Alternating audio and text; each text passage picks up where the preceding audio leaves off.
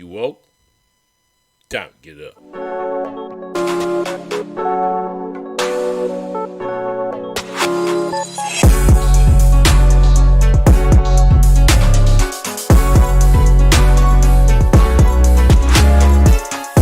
Welcome to Thought You're Woke, No Speed Limit Podcast. I'm your host, Alvin. I hope you guys are having a terrific day. Remember to hit that like, share, and subscribe button if you have not hit that like, share, and subscribe so you can get more content here. Also, hit that notification button. I hope you, I hope you guys are having a terrific day. Did you guys watch the Grammys last night? Did y'all watch the Grammys last night? I didn't. I never watch the Grammys anymore. I don't watch any award shows anymore. I have given up on award shows. I don't think they properly represent black artists the way that they should. Therefore, okay, whatever. There are plenty of black award shows like BET and Soul Train. Really, Soul Train more so than BET Awards because that's still white-owned media. Even some of the other media sources are better. Trumpet Awards, things like that, that recognize black people who are artists and what they have done. I am more tuned to watch those than I am to watch the Grammys, the Oscars, even the Emmy Awards. Any of those shows I don't watch. But again, if you did watch the Grammys last night, and I've watched clips about it because I've heard about the story this morning about Killer Mike. Killer Mike was arrested, apparently, during the Grammys after he received his 3 awards. Because I heard he received 3 awards. He gave a great speech. I even looked up that speech he gave. You know, he was talking about, living your dream. Here's my opportunity. I've been plugging at this for so long. He's 48 years old, and he finally wins 3 Grammys for his rap album. And his album's pretty good. It shows maturity. It talks about the community. It's more on the lines of something like you would get from your boys back in the day when they did those Public Enemy and guys like that. It's good to hear somebody making statements that are more positive than the ones in the past. Now, I'm not a big fan of the N-word, so I'm letting y'all know up front there's a lot of that in there. There's some other elements in there that I don't like, but for the most part, what he does on his videos are positive. He's talking about positive things, positive changes. He even talks about God in his videos in his own way.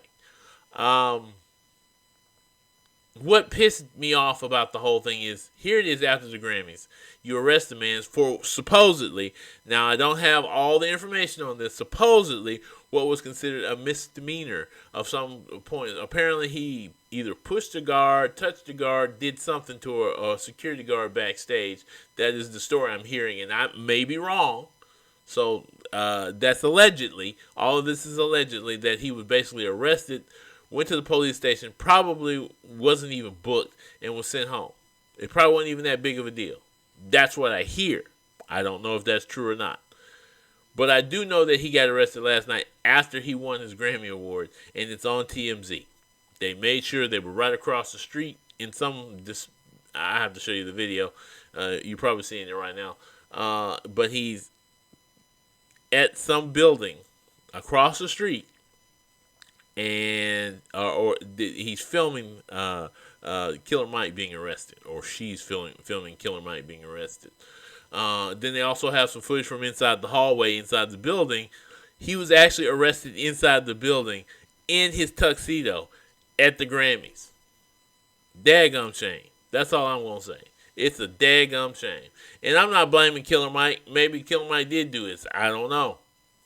But at the same time, you win an award and they decide to embarrass you as soon as you win the award. LAPD, hey, that's who they are. You know what I'm saying? Hey, LAPD is not known for being the nicest police force in the world. They get their man, no matter what, even if it's a misdemeanor. But anyway, enough of that. Now, there were some other things that happened at the Grammys. I didn't really talk about that here. But,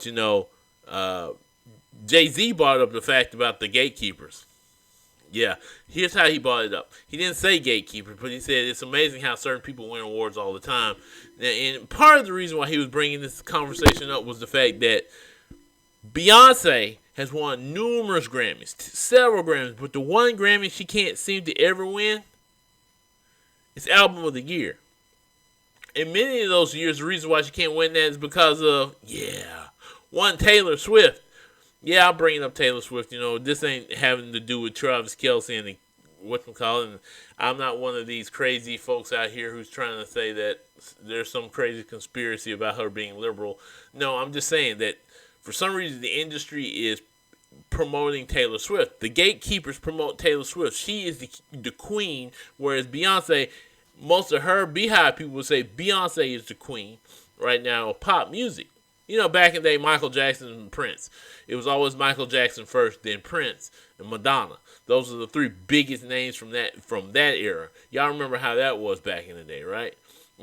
Don't forget Whitney Houston. Got to throw her in there because she was probably one of the biggest too, if not the biggest of the two women. She was the biggest. So between Whitney Houston, Michael Jackson, and Madonna and Prince, those were the biggest biggest names in the industry back in the day. And to a certain degree, Mike was a gatekeeper and Prince were a gatekeeper, but the industry was a little different than it is now. Now you got people like Jay-Z, who's actually a gatekeeper, who's actually not the top gatekeeper. See, whoever runs the Grammys, that's the top gatekeeper. They're the ones that are really in charge. They decide if somebody like Jay-Z's music will even get a Grammy or not.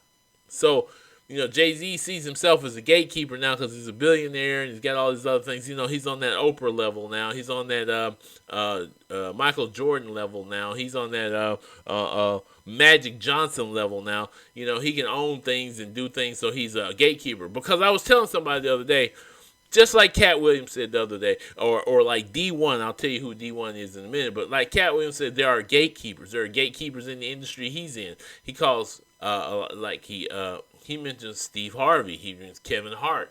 Guys who are right now being pushed as like the big guys in the industry, the funny guys. Hey, look, they're getting all these movie deals and all those things, and they're doing other business adventures. They're calling gatekeepers because they're the ones that help other people get through the door. And once you get in the gate, you're required to do certain things. If you're not that person, sometimes the gatekeepers keep you out.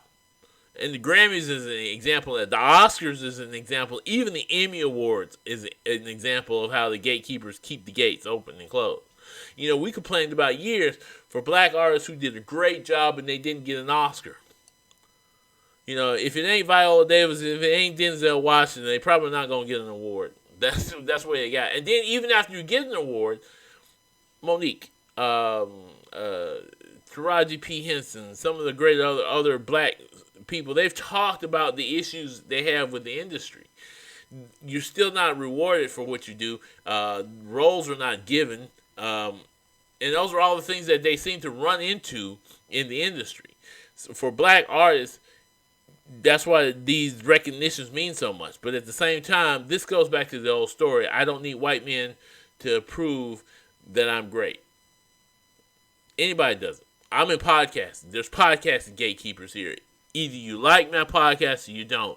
And I don't care if the white gatekeepers. I'll be happy when I get the YouTube award. I'll post it up on the wall so everybody can see it.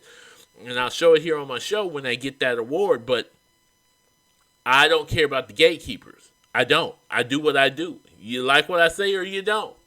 That's how it goes.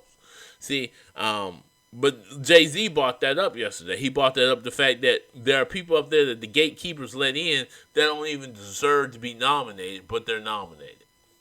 Hey, he ain't lying. He is not lying when he says that there are people who get what's her name? Grande? Yeah, no. Justin Timberlake, sometimes. Bieber, sometimes, not the greatest stuff in the world. No, not at all. No. What's that group? The one from over there in Korea that everybody loves? Sometimes, maybe. No, not the greatest stuff in the world. They don't even write their own music. They're never mind. We can talk about this all day. There are artists that do not belong in those categories, yet still they get nominated every year, and a lot of times they win the awards. It's basically based on their album sales, and that's it.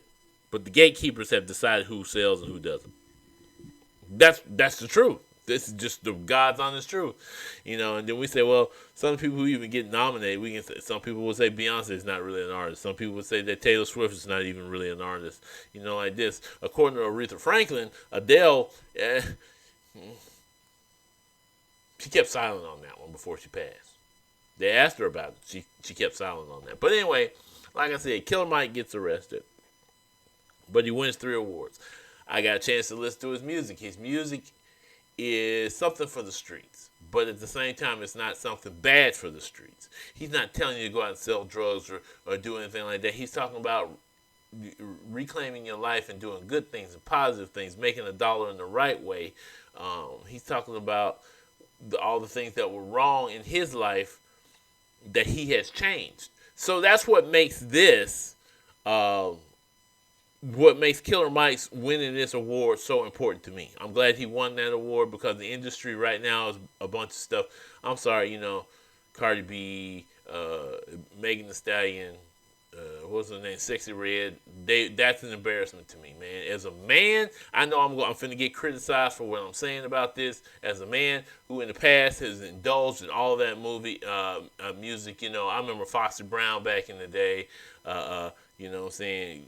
Lil' Kim and all of them. I indulged in the music. I love the music. I blame us for indulging in that. Now our kids are inundated with all of that stuff. It's us. It was our fault. And I ain't saying it's just the women because there are men on the other side that we can talk about some of their music. You know what I'm saying? It's like what is that crap that they're playing over there? There aren't very many good men rap artists nowadays. Killer Mike comes along and makes a great album to me. I think that was a great album. It's something that your kids listen to. I don't think the lyrics are for your little kids at all, but for your older ones, your teenagers and stuff like that, they can listen to it. I don't like the use of the N-word. I just don't appreciate that much. But he does say positive things in the song. So, like I said, again, I don't know why he was arrested. They're talking about this. Maybe that was what, as Lamont Hill put it, an embarrassment ritual. That says that the gatekeepers are finna let him up another level. Who knows? We also know that Killer Mike is an excellent activist. He works in the community. He's talked about anti-violence against police and racism. He is that person. So there's a lot of people out there that might be after him just because of that. Anyway, that's just me speculating. Again, I just want to say this before I go. Remember to hit like, share, and subscribe. And please leave a comment below. If you're on Spotify, you can leave a voice message. I will have a question there available for you to answer. And y'all have a wonderful day.